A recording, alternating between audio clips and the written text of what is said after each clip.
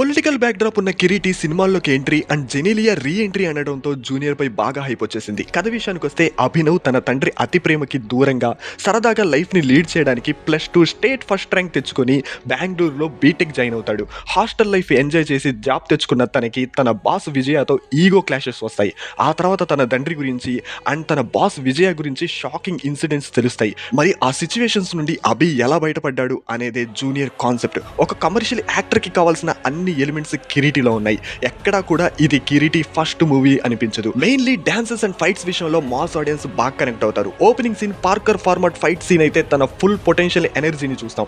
Dances లో అయితే Puneeth Raj Kumar and junior NTR కనిపించారు. వైరల్ వైఆర్ఈ సాంగ్ లో చాలా ఈస్ట్ వేసిన స్టెప్స్ కి విజిల్స్ తో థియేటర్ దద్దరిల్లింది. ఇక జెనీలియా రీ ఎంట్రీ అన్నారు కానీ ఆ క్యారెక్టర్ ఎక్స్పెక్ట్ చేసినంత రేంజ్ లో డిజైన్ చేయలేదు. ఫైనల్లీ ఒక కొత్త హీరో లాంచ్ కి కావాల్సిన అన్ని ఎలిమెంట్స్ ఉన్న మూవీ జూనియర్.